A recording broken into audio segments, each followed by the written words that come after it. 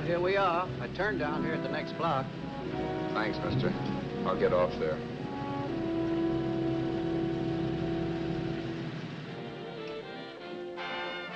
Want anything else? No. Hey, you. Me? Yeah, you. It's where you heading? East. Too bad. I thought if you was heading north, I might be able to help you out. I'm pushing the Salt Lake, and I don't like to ride it alone at night. I'm one of those guys that got to talk or I fall asleep.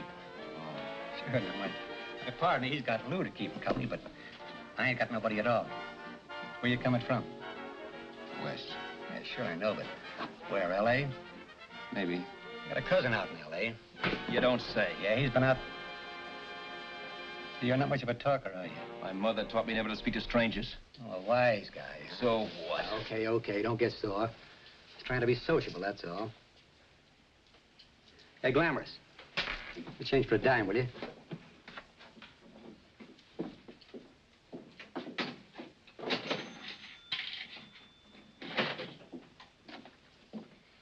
Let's have something quieter this time, Joe. My head's splitting. Is that what's wrong with it? Done with your coffee? No. And don't rush me, will you?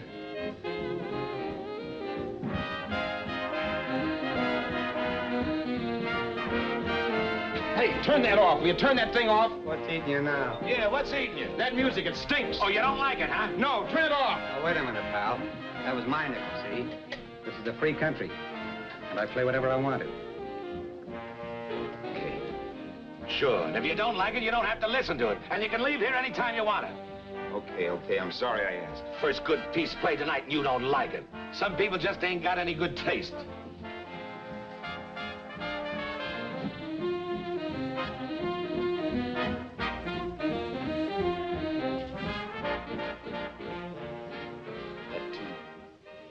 That tune. Why was there always that rotten tune? Following me around, beating in my head, never letting up. Did you ever want to forget anything?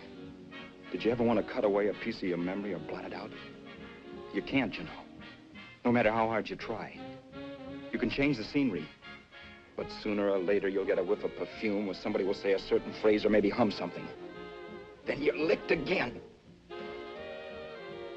I can't believe that you're in love with me. I used to love that song once. So did the customers back in the old Break of Dawn Club in New York. I can't remember a night when I didn't get at least 3 requests for it. Sue, she was always selling it too. Those were the days.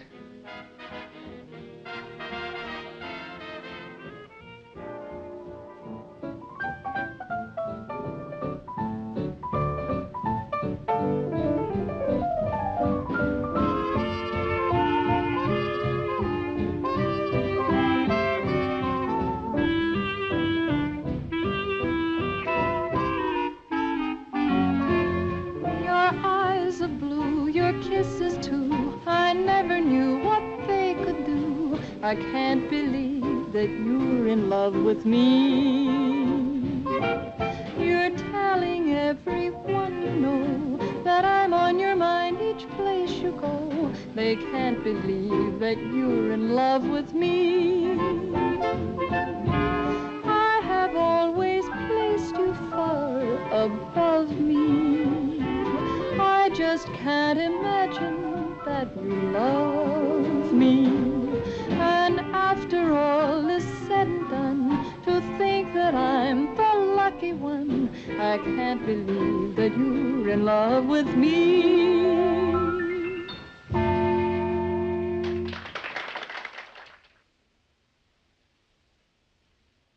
It wasn't much of a club, really. You know the kind.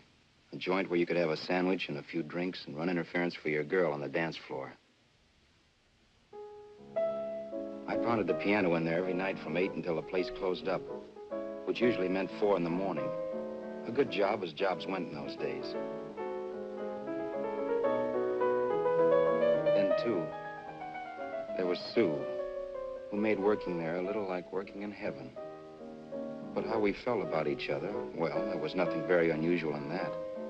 I was an ordinary healthy guy, and she was an ordinary healthy girl. And when you add those two together, you get an ordinary healthy romance, which is the old story. Sure. But somehow, the most wonderful thing in the world.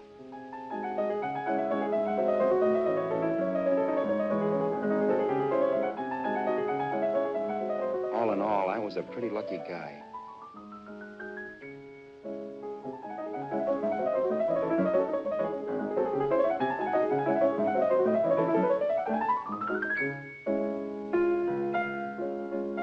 Mr. Paderewski, I presume. It's beautiful.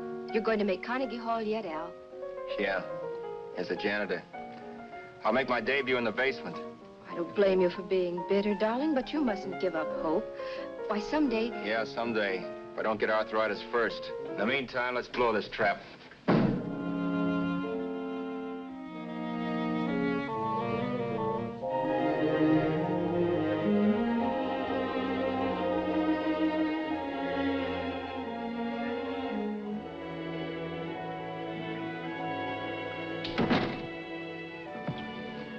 Like to get something to eat, hon? Oh, I don't think so, Al. I lose my appetite working in this flea bag. Let's go home. Okay. I can't stand much more of that dump. Did you see that drunk tonight trying to paw me? No, what drunk? Does it matter what drunk? Say, what's the matter with you tonight, darling? That's the third time you started to tell me something and then stopped. We shouldn't have any secrets from each other, Sue. Next week, we're going to make with the ring and the license. You and me will be a team. Yes, that's right. In the Bush League. I don't get you. We've been struck out. It's a funny way to talk, darling. Don't you want to marry me? Al, look, I love you. You know I do, and I want to marry you. But? But not now. Only after we've made good. Sunday, I'm going away. Oh, I know you'll think it's silly. That's why I hesitated to tell you. But I'm going to California. I want to try my luck in Hollywood. That's the most stupid thing I ever heard of. Don't you know millions of people go out there every year and wind up polishing cuspidors? I thought you had better sense. You sound as if you don't think I have any talent. That has nothing to do with it. I'll make out all right. Maybe. But what about me? Doesn't it mean anything to you that you're busting up all our plans? We may not see each other for years? It won't be that long. I thought you loved me. I do. You know I do. Well, here we are. Al. Al, why can't you see my side of it? I'm young. We both are, and we've got all the time in the world to settle down. Really, darling, what I'm doing is the only sane thing to do. I hate the thought of being so far away from you, but we'll be together again someday. Maybe you'll decide to come out too later on. So long. Al, aren't you going to kiss me goodnight? Sure, why not? Good night.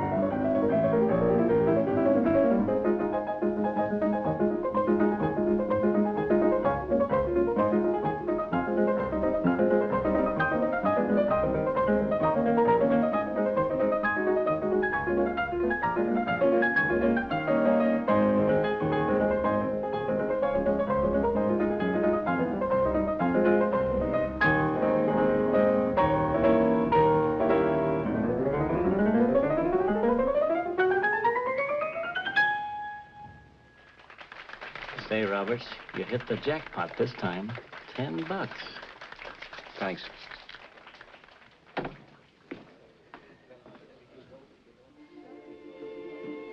So when this drunk handed me a 10 spot after a request, I couldn't get very excited. What was it, I asked myself? A piece of paper crawling with germs. Couldn't buy anything I wanted. It couldn't... Then I thought of something.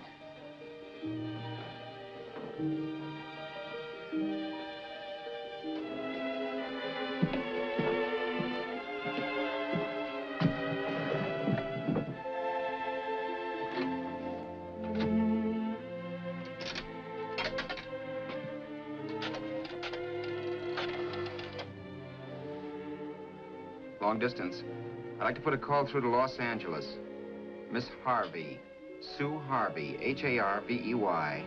The number is Crestview 65723.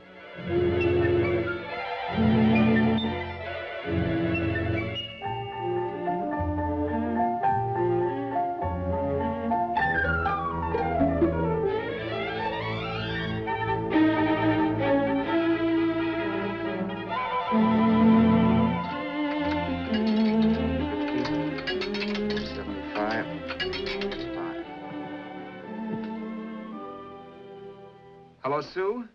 This is Al. Oh, baby, it's great to hear from you, too. What's that? You do? Oh, me too, darling. I thought I'd go batty without you. I just had to... Huh? You're working as a hashlinger? Gee, honey, that's tough. Those guys out in Hollywood don't know the real thing when it's right in front of them. You just stick it out, Sue, baby. Keep going around to those casting offices. I'm sure you'll click. Look, I'll tell you what. You stay put out there, I'll come to you. No, don't try to stop me. Just expect me. Train? Who knows? Train, plane, bus, magic carpet. I'll be there if I have to crawl. If I have to travel by pogo stick. And then, let's get married right away, huh? That's the stuff. That's what I've been wanting to hear you say. Well, goodbye for now. I'll be seeing you soon. Yeah. Bye. The only way I could cross country was to thumb rides. For even after hawking everything, I only had enough money to eat. Money. You know what that is. It's the stuff you never have enough of. Little green things with George Washington's picture that men slave for, commit crimes for, die for. It's the stuff that has caused more trouble in the world than anything else we ever invented. Simply because there's too little of it. At least I had too little of it. So it was me for the thumb.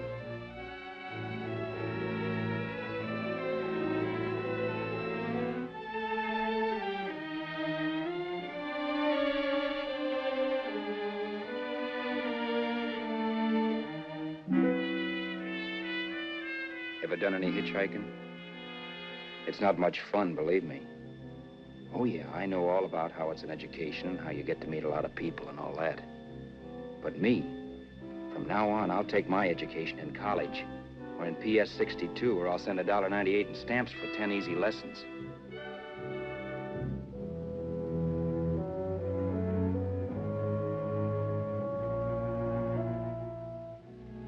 Thumbing rides may save you bus fare, but it's dangerous. You never know what's in store for you when you hear the squeal of brakes. If only I had known what I was getting into that day in Arizona. Here, throw that in the back seat. Okay, let's go. Make sure that door's closed.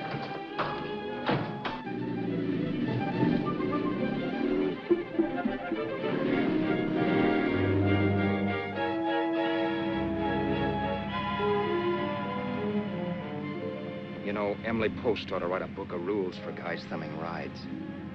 Because as it is now, you never know what's right and what's wrong. We rode along for a little while, neither one of us saying anything. I was glad of that. I never know what to say to strange people driving cars. Then, too, you can never tell if a guy wants to talk. A lot of rides have been cut short because of a big mouth. So I kept my mouth shut until he started opening up. Hand me that little box in the compartment, will you, pal? Hold the wheel, will you?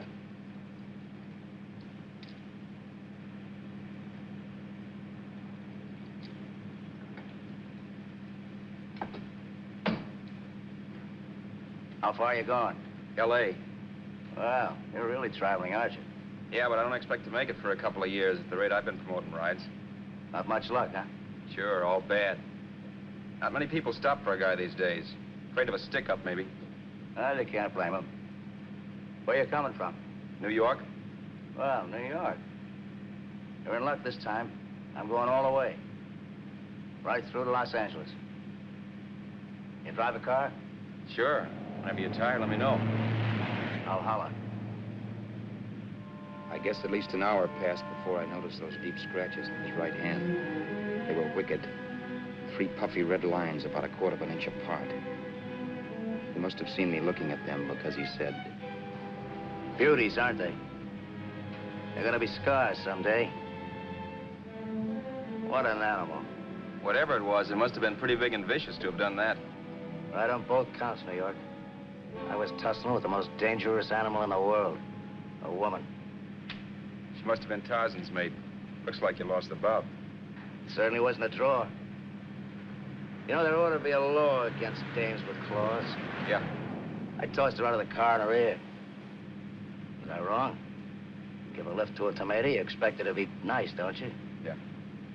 After all, what kind of dame some rides? Sunday school teachers? Yeah. A little witch. She must have thought she was riding with some fall guy. And me, who's been booking horses around racetracks since I was 20. I've known a million dames like her. 2 million. Yeah. Stopped the car, opened the door. Take it on the Arthur Duffy, sister, I told her.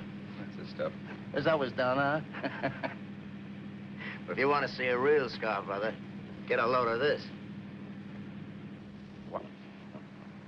I got that one, Dura. Dooley? Yeah, we're just kidding, of course. My dad owned a couple of Franco-Prussian sabers. Kept them on the wall for decorations. Well, one day, another kid and I took them down when the old man wasn't around. Had a duel. He got me in the arm here. Pretty mean cut. Infection set in later. Yeah, I can see that. Now, give me that box again, will you? Yeah.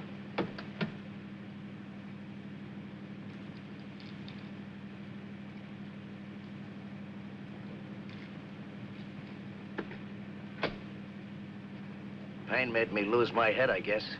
Began slashing. Before I knew it, I'd put the other kid's eye out. That was tough. Well, it was just an accident, of course. But you know how kids are. I got scared, decided I was going to run away from home. Old man almost caught me when I was packing my duds. The bloody rag I had wrapped around my wrist hadn't caught his attention. You've seen the bundle for sure. But I beat it when he was phoning for a doctor. That was 15, 16 years ago. I haven't been home since. Pull in there for a bite or something, huh? a bite or something. Brother, was I hungry. I hadn't had anything in my stomach for hours. Yet even with that gnawing in the pit of my belly, I didn't want to be in too big a rush to put on the feed bag. First, I had to make sure this guy knew the score. If I got him down on me, it was goodbye ticket to Hollywood. I'll wait out here for you, mister. If it's the money, don't worry about paying for it. This time it's on me. Well, that's white of you, Mr. Haskell, think nothing of it. You make your first million, maybe you can do the same for me. Come on, New York. I gotta make the West Coast by Wednesday. There's a horse running at Santa Anita named Pirate Bicycle. Means dough to me if I'm on him. We'll make it all right.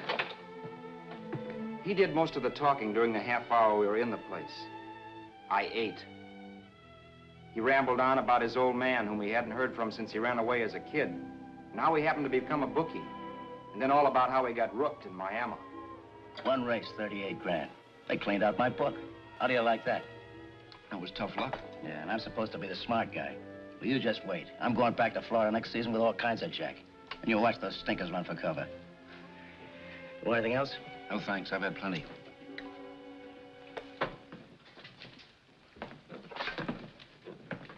That check there, sister? Oh, just a minute. Your change, sir. Keep it, sister. Oh, thank you, sir. Call again. I'll be waiting outside for you when you finish work.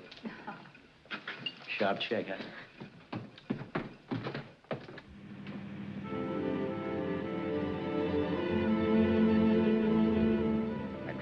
night while Haskell slept like a log. After a while, I began to get sleepy myself. I was happy, though. Soon I'd be with Sue again. The long trip was practically over, and there'd be no more hoofing it down the concrete. I began to think of the future, which couldn't have been brighter if I'd embroidered it with neon lights. It was nice to think of Sue shooting to the top. It's amazing what a full belly can do to your imagination. Your eyes of blue, your kisses too, I never knew what they could do. I can't believe that you're in love with me. You're telling everyone you know I'm on your mind each place you go. I can't believe that you're in love with me.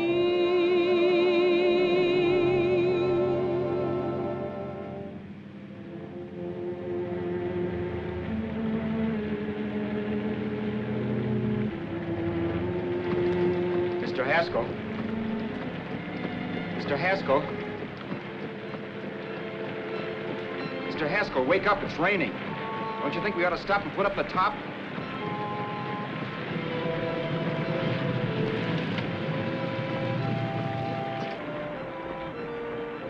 Mr. Haskell, I'm going to put up the top.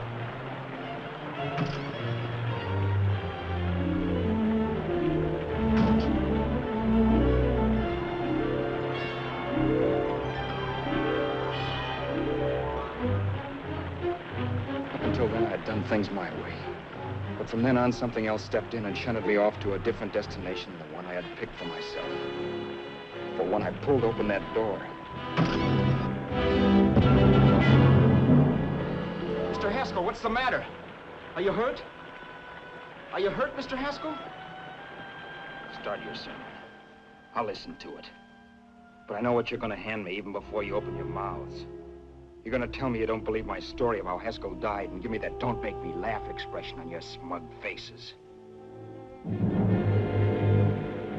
I saw it once he was dead, and I was in for it. Who would believe he fell out of the car?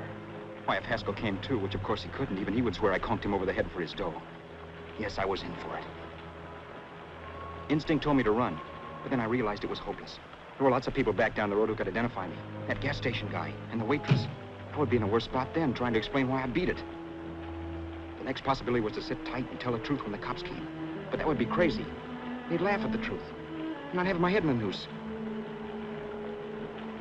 So what else was there to do but hide the body and get away in the car? I couldn't leave the car there with him in the gully. That would be like erecting a tombstone.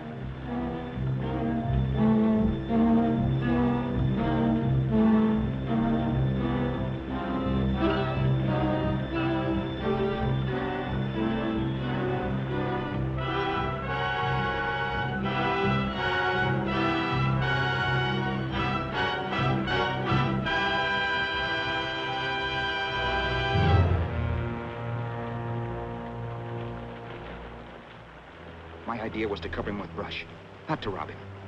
But then I remembered that even if I only drove the car for 100 miles or so, I would need money for gas. Besides, it was stupid of me to leave all that money on a dead man. Not only that, I'd have to take his driver's license in case I was stopped for something. I didn't like to think about it, but by that time I'd done just what the police would say I did, even if I didn't. My clothes. The owner of such an expensive car would never be wearing them. Some cop might pull me in on suspicion.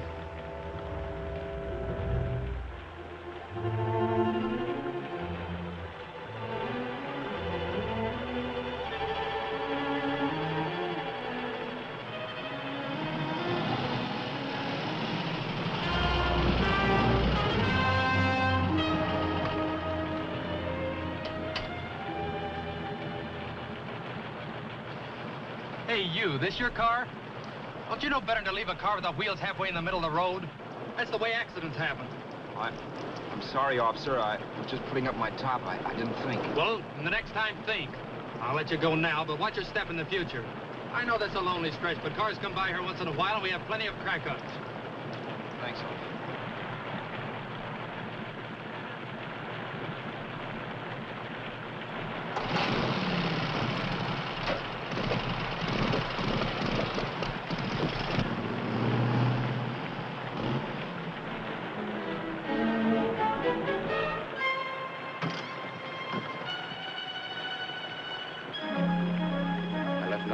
car to give me away as Roberts. If they found a dead man in the gully now, it would be me.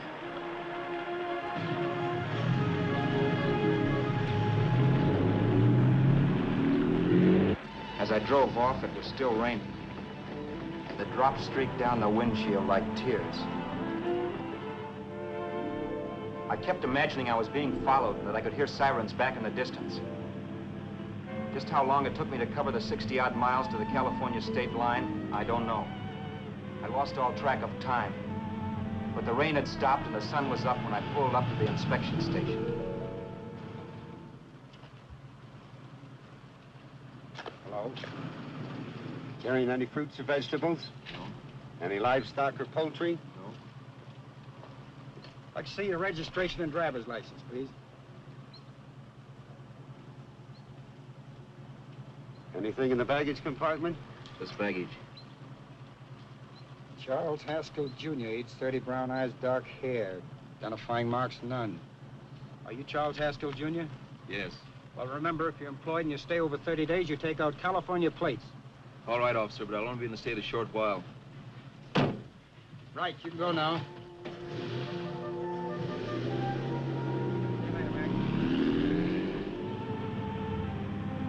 I couldn't drive any farther without some sleep. Cops or no cops, I knew I had to hit the hay and hit it hard. I was dead tired.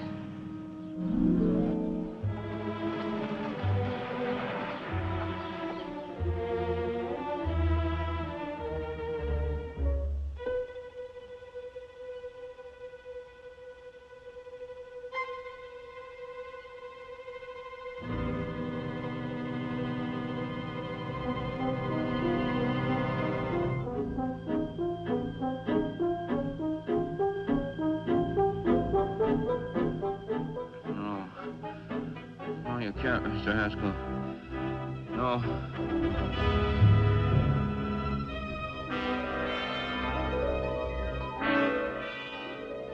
Mr. Haskell, you can't die. I think I did it. No, Mr. Haskell. No. No.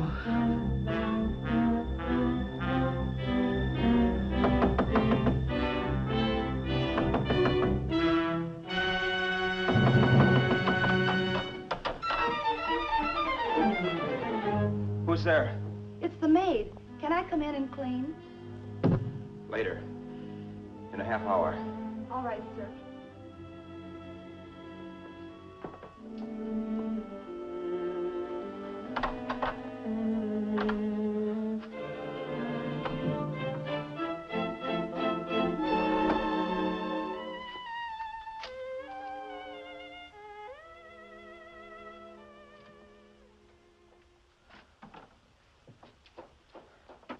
There was no time to lose. Every minute I had to be Charles Haskell was dangerous. And I'd have to be Charles Haskell until I got to some city where I could leave the car and be swallowed up.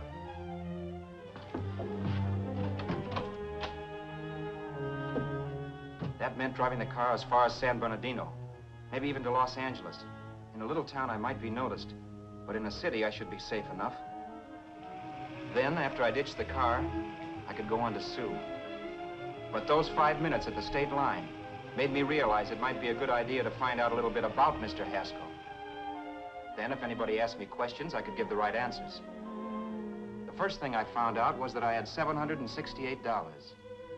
This was a lot of jack, but believe me, it was the kind of money I'd rather not have.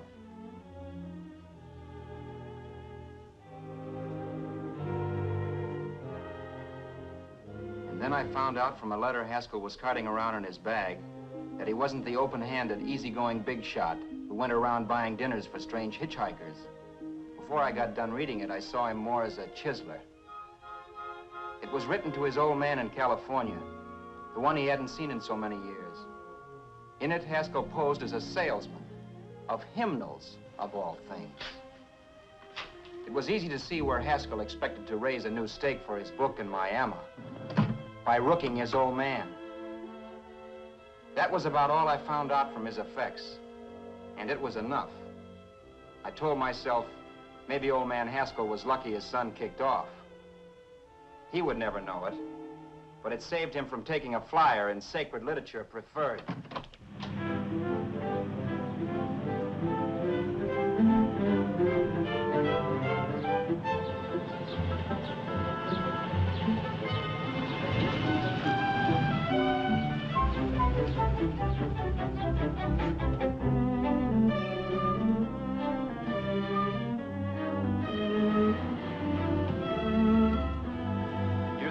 At Desert Center, I pulled up for water. There was a woman. Hey, you! Come on if you want to ride.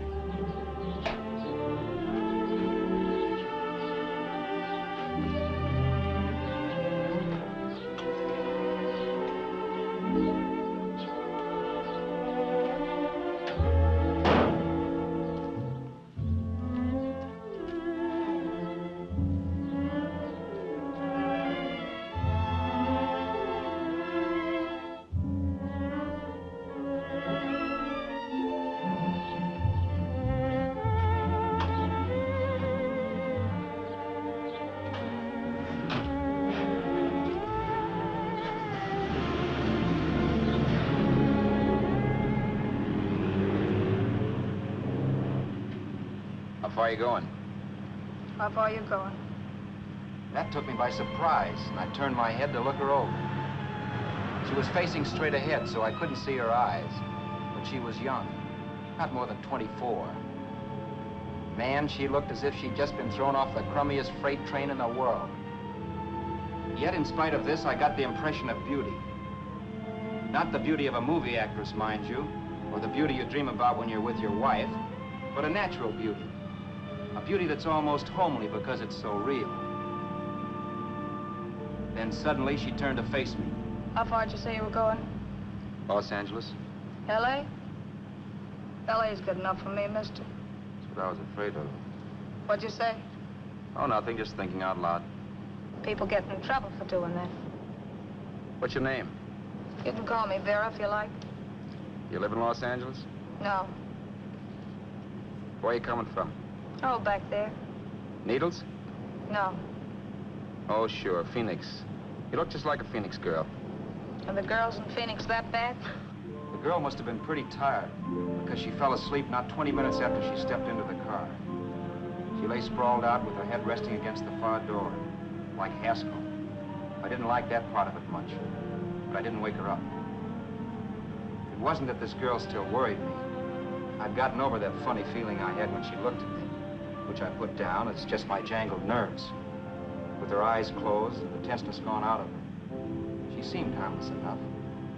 And instead of disliking her, I began to feel sorry for her. The poor kid probably had had a rough time of it. Who was she anyway? And why was she going to Los Angeles? And where'd she come from in the first place? The only thing I knew about her was her name. Not that it made any difference. A few hours more and we'd be in Hollywood. I'd forget where I parked the car and look up Sue. This nightmare of being a dead man would be over. Who this dame was, well, it was no business of mine. Where did you leave his body? Where did you leave the owner of this car? You're not fooling anyone. This buggy belongs to a guy named Haskell. That's not you, mister. You're out of your mind. That's my name, Charles Haskell. I can prove it. It's my driver's Save license. yourself the trouble, mister. Having Haskell's wallet only makes it worse. It just so happens I rode with Charlie Haskell, all the way from Louisiana. He picked me up outside of Shreveport. You rode? You heard me. Then it all came back to me. All the talk about dueling and scars and scratches. There was no doubt about it. Vera must be the woman Haskell had mentioned. She must have passed me while I slept. Well, I'm waiting. My goose was cooked. She had me. That Haskell guy wasn't dead yet. He wasn't stretched out stiff and cold in any Arizona gully.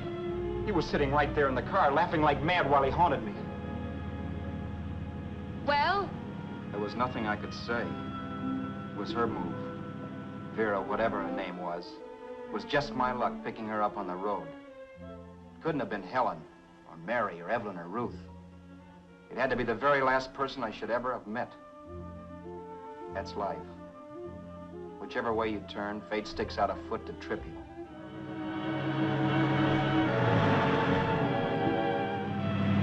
I told her everything, but she didn't believe my story.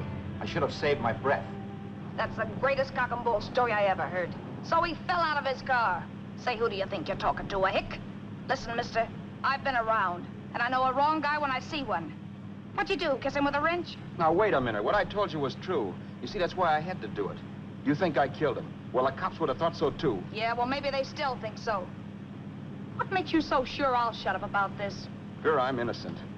Give me a break, will you? It won't do me any good having you pinched. The cops are no friends of mine. Now, if there was a reward, but there isn't. Thanks. Don't thank me yet. I'm not through with you by a long shot. Let's see that roll.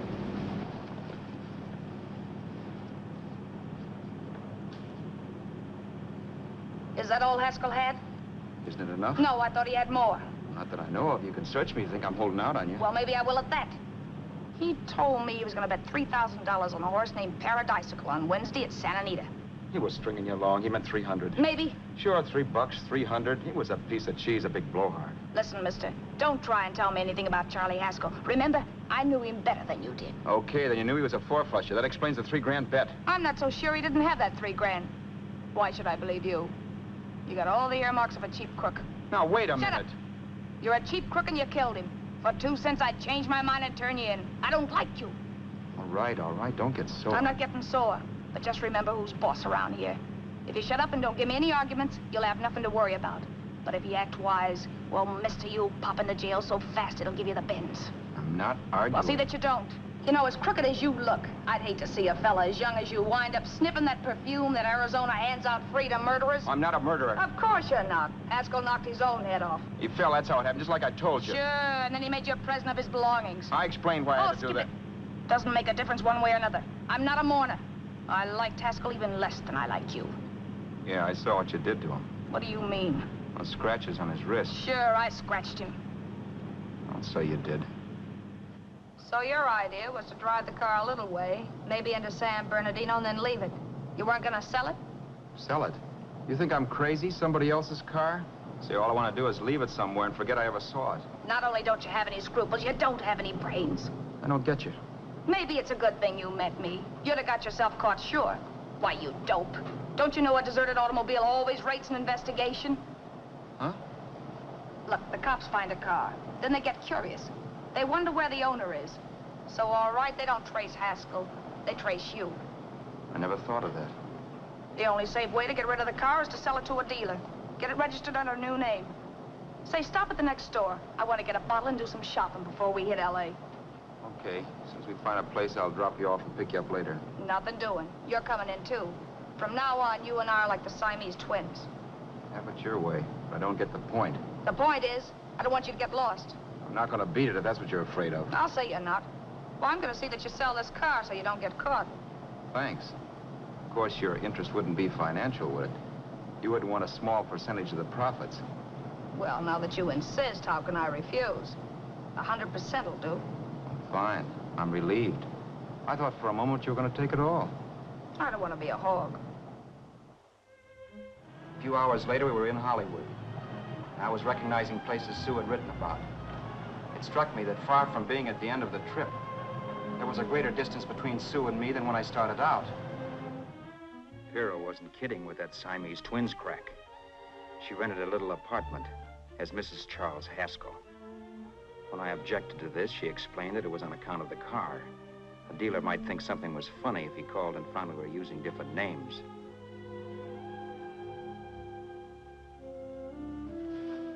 Home, sweet home. Yeah. Not bad, either.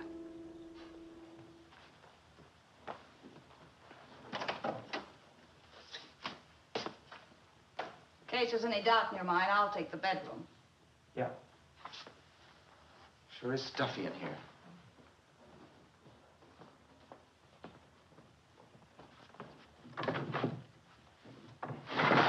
Keep the window shut. Okay. The old crow downstairs said there's a folding bed behind this door.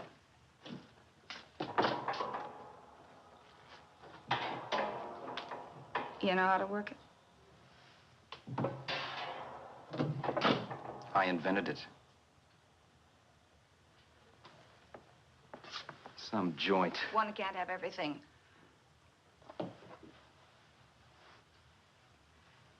I'm first in the bathtub.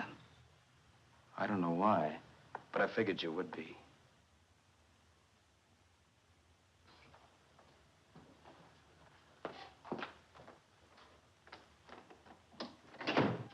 Boy, oh boy. Sure feels good to be clean again. I must be 10 pounds lighter. You must be. Well, hitching rides isn't exactly the way you keep your schoolgirl complexion.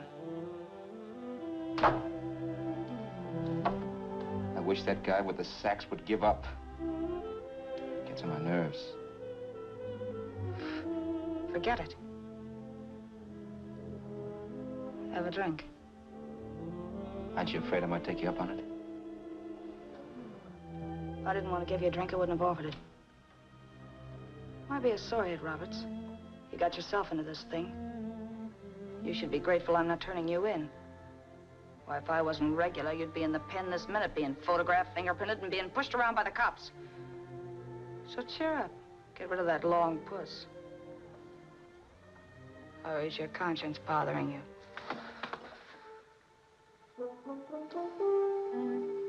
No. It isn't. Swell. That's the spirit. He's dead and no moaning around will bring him back. Anyway, I never could understand this worrying about something that's over and done with. Now, look, Vera, for the last time, I didn't kill him. Haskell was a sick man. Maybe he was dead before he fell out of the car. I don't know. Sure. He died of old age. All right. So if it'll make you sociable, you didn't kill him.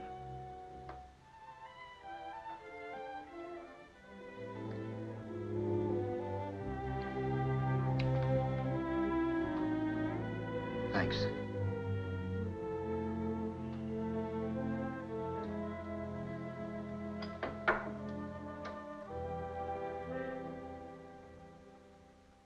We're out of liquor, Roberts. Yeah. Too bad.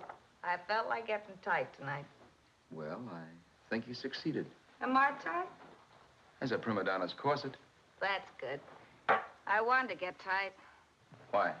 What have you got to get tight about? Oh, I don't know. A few things. Huh. You should have my worries. If I had your troubles, I'd stay sober. And I've got the key to that door. Yeah. Maybe you're right. I'm always right. You know, I don't like your attitude, Roberts. Well, there's a lot of things I don't like. Sure. But life's like a ball game. You gotta take a swing at whatever comes along before you wake up and find it's the 9th inning. I bet you read that somewhere. That's the trouble with you, Roberts. All you do is bellyache. Instead of taking it easy and, well, trying to make the best of things. But maybe that's what's wrong with the whole world. Get the professor. People knock themselves out trying to buck fate. Now, take you, for instance. You're lucky to be alive. Why, suppose Haskell had pulled open your door. You'd be playing a harp now. Think of that. You think of it. I'm tired of thinking. There's plenty of people dying this minute. I would give anything to trade places with you. I know what I'm talking about. I'm not so sure. At least they know they're done for. They don't have to sweat blood wondering if they are. Your philosophy stinks, pal. We all know we're gonna kick off someday. It's only a question of when. But what's got us on this subject anyway? We'll be discussing politics next. Yeah. Where'd you hide the butts? On the table, sucker.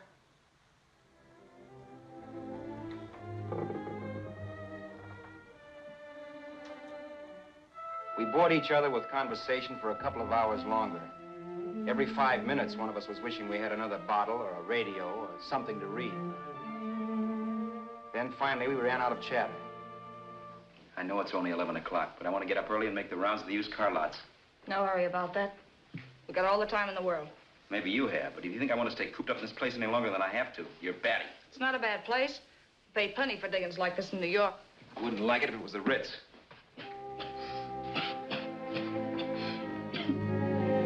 Rotten liquor. You got a mean cough. Ought to do something about it. I'll be all right. That's what Camille said. Who? Nobody you know. Wasn't that the dame that died of consumption? Yeah. Wouldn't it be a break for you if I did kick off? You'd be free with all Haskell's dough and car. I don't want to see anybody die. Not even me.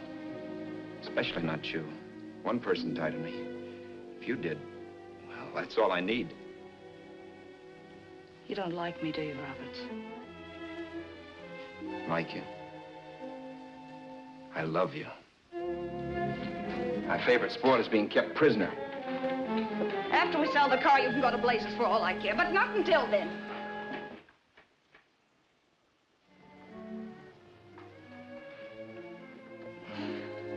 I'm going to bed.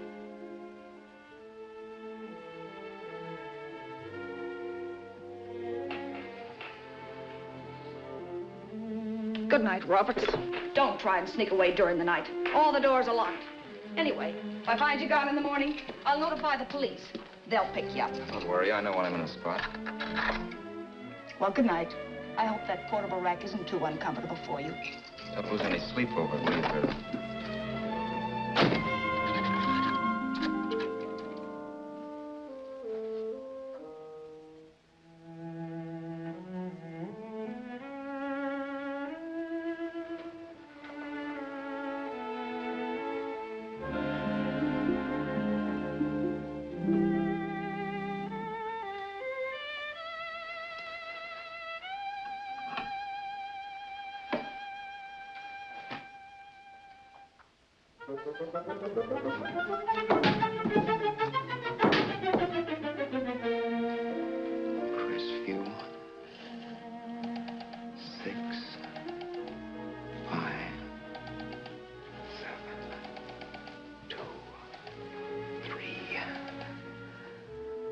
Hello?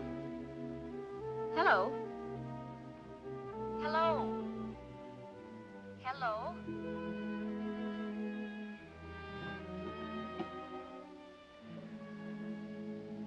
No. Not yet, darling. Tomorrow. Maybe. If this were fiction, I would fall in love with Vera, marry her and make a respectable woman of her, or else she'd make some supreme Class A sacrifice for me and die. Sue and I would bawl a little over her grave and make some crack about there's good in all of us. But Vera, unfortunately, was just as rotten in the morning as she'd been the night before. All right, I'm coming. Look, Vera, it's almost noon. So what? The dealers will be there all day? They'll be there all year, too, but that doesn't mean I'm going to wait that long. Shut up. You're making noises like a husband. Well, do I rate a whistle? You sure do, but let's go. Let's go, let's go. I spent $85 in 2 hours preparing bait, and all you can say is let's go. Come on.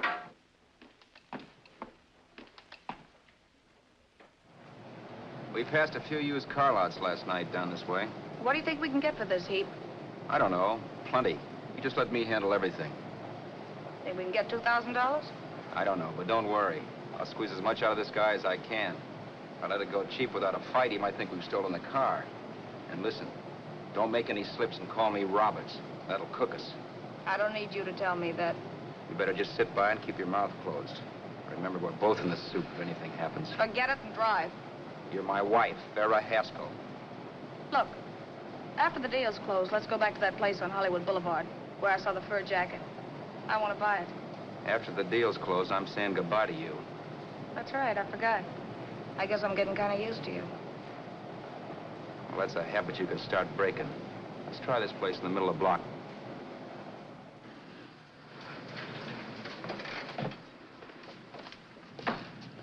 Good afternoon. What can I do for you?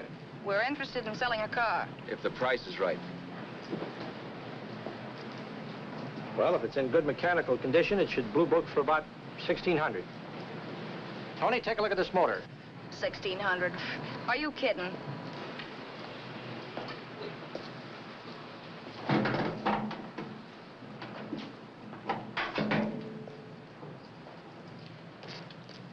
Well, maybe $1,850. Before I let it go for $1,850, I'll wreck it and collect the insurance first.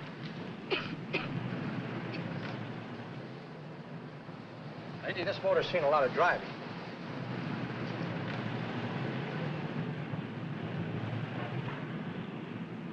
Well, the mechanic inspected the car. We haggled.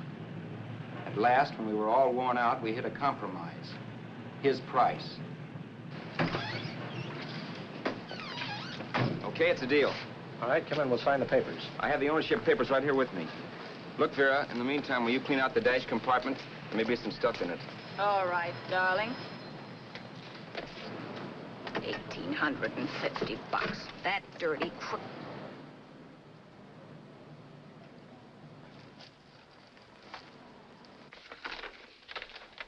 New York, huh?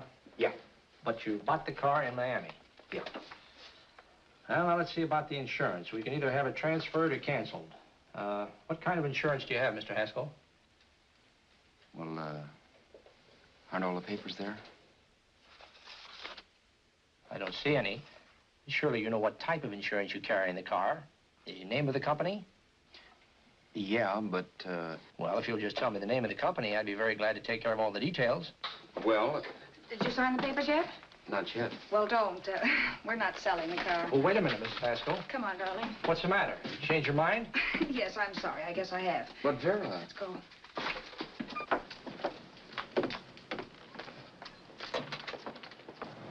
You got me out of a tight spot, Vera. But I still don't understand all this. You will in a minute. I almost threw away a gold mine.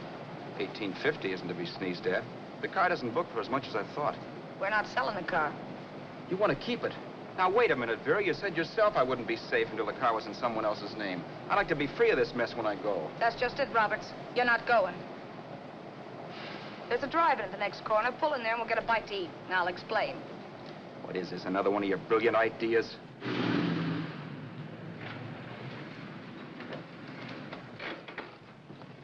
Oh, may I take your order? Make mine a ham sandwich and coffee. And for you, sir? Oh, I don't care. The same. Thank you.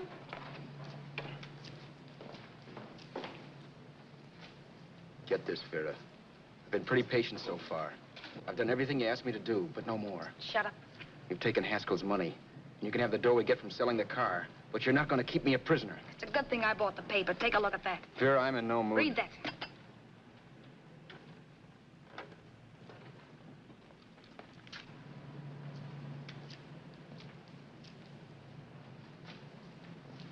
No. Yes. No, I won't do it. Yes, you will. You think I'm crazy? It's impossible, I tell you. Excuse me.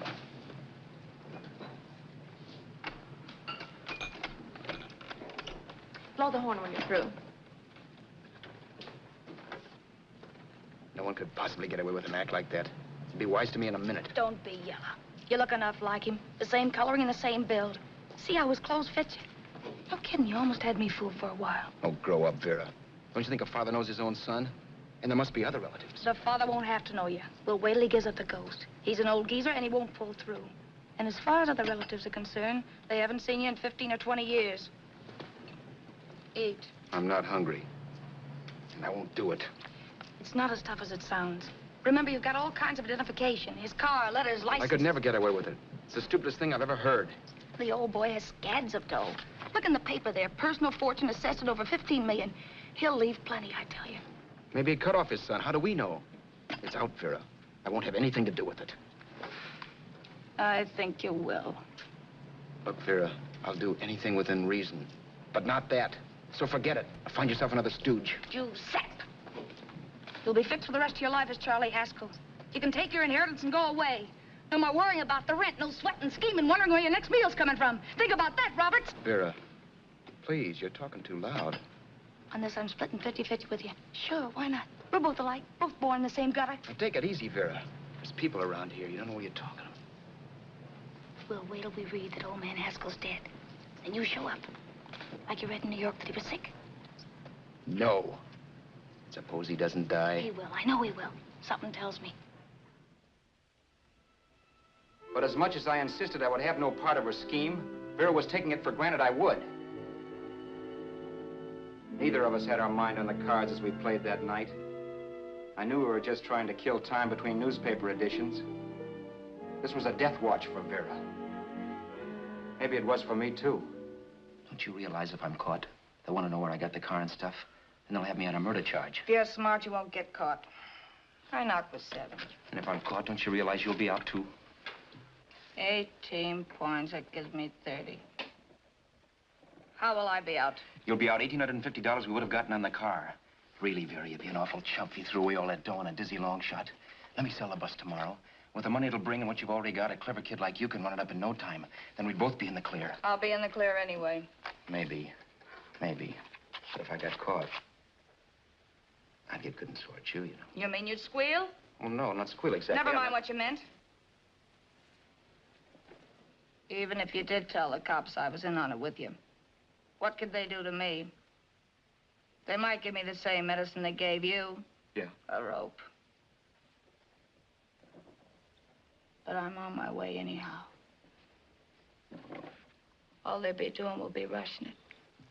All right. But think of the 1850 you'd lose. You'd kick yourself along the block if you ever let it get away from you. I'll take the chance. Want another drink? You're being a goon. That's the way people wind up behind the 8 ball. Once they get a few dollars, they become greedy and want more. My. Caesar. Who? You know that Roman general? He got his for being greedy. He wasn't satisfied, so the final wind-up was he took the count. A couple of days ago, you didn't have a dime. Why, you were so broke you couldn't pay cash for a postage stamp. Now you've got almost $700 with $1,850 in the offing. Take my advice. Don't try for more. I'm tired of this game. Let's have some blackjack.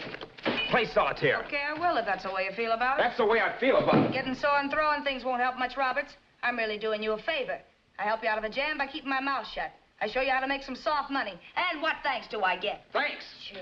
Or would you rather call the cops and told him you killed a man and stole his money? I didn't kill anybody. Yes, you did. No, I didn't. You know I didn't. All right, then. Suppose I call the cops. If you're innocent, what do you got to be scared of? Okay. Call them, you mutt. Go ahead and call them. See if I care. At least they'll give me a square deal. You want me to call them? You heard me. But I'm warning you. If I'm pinched, I'll swear you were in on it. I'll say that you helped me. If I fry, I'll get even with you. You wouldn't dare. You didn't. Yeah? Then try it and see. Call them. Yeah. Okay, I will.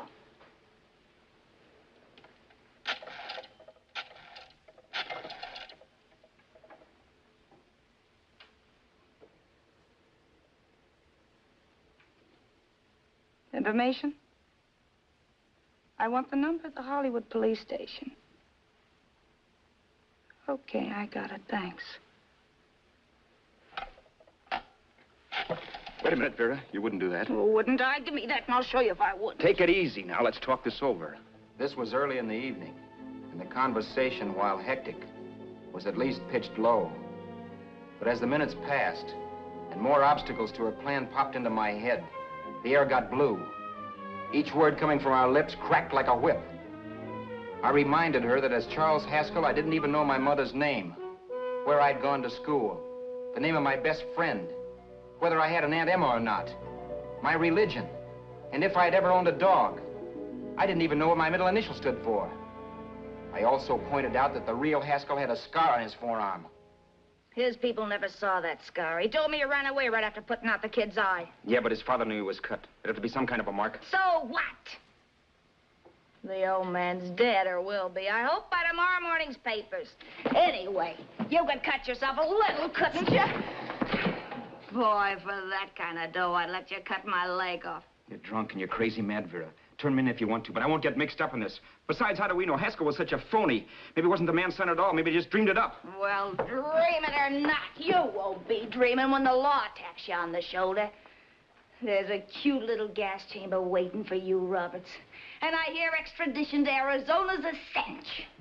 Where's that phone? Vera! Leave me alone. Vera! Here. I want a phone. Call police. I hate you, you stinker. You leave me alone. I'll let you alone when you promise to leave the phone where it is. You're drunk. You don't know what you're doing. You're hurting me. Will you promise? All right.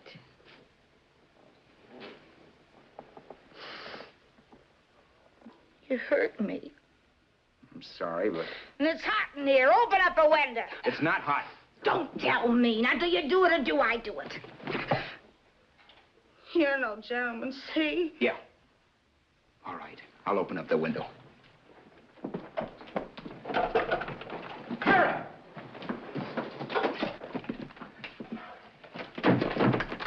Vera, open the door. Please open the door. Vera, open the door. Don't use the phone. Listen to me. I don't like you, Roberts. You're no gentleman, see? You hurt my hand, and I'm going to get even with you. If you don't open the door, I'm going to kick it down, Vera. Vera, don't call the cops. Listen to me. I'll do anything you say. Vera, let me in. I'll break the phone.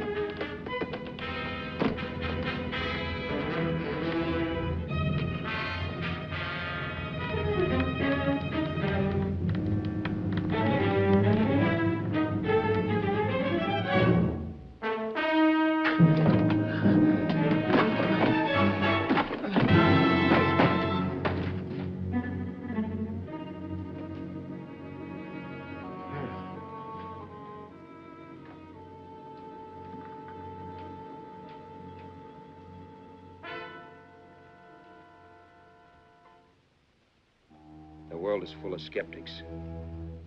I know. I'm one myself. In the Haskell business, how many of you would believe he fell out of the car? And now, after killing Vera without really meaning to do it, how many of you would believe it wasn't premeditated? In a jury room, every last man of you would go down shouting that she had me over a barrel and my only out was force. The room was still. So quiet that for a while I wondered if I had suddenly gone deaf. It was pure fear, of course. And I was hysterical. But without making a sound.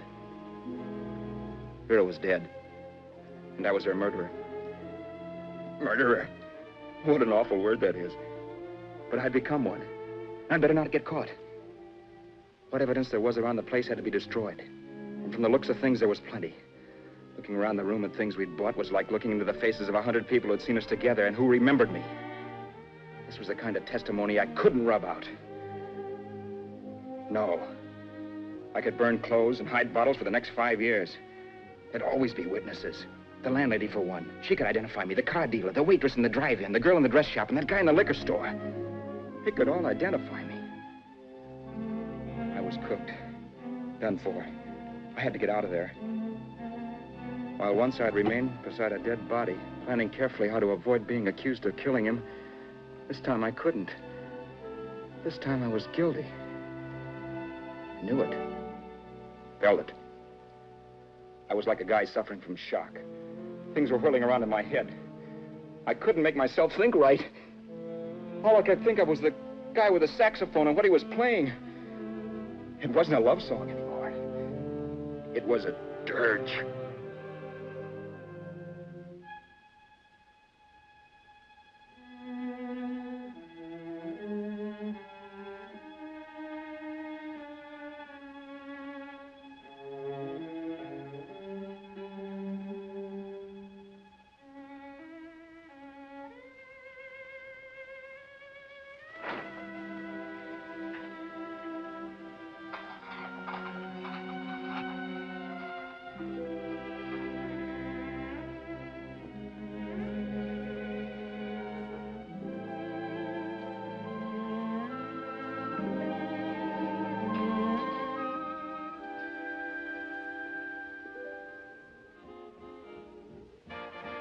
My problems weren't solved. I had to stay away from New York for all time. Because Al Roberts was listed as dead and had to stay dead. And I could never go back to Hollywood. Someone might recognize me as Haskell. Then, too, there was Sue. I could never go to her with a thing like this hanging over my head. All I could do was pray she'd be happy.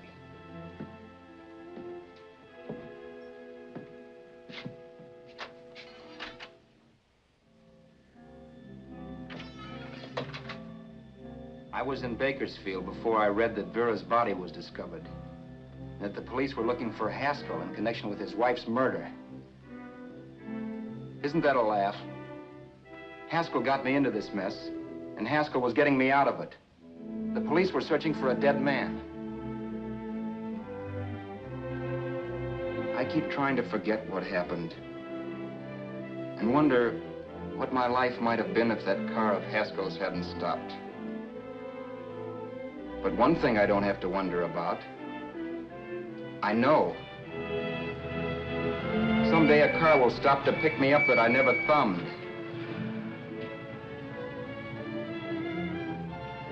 Yes.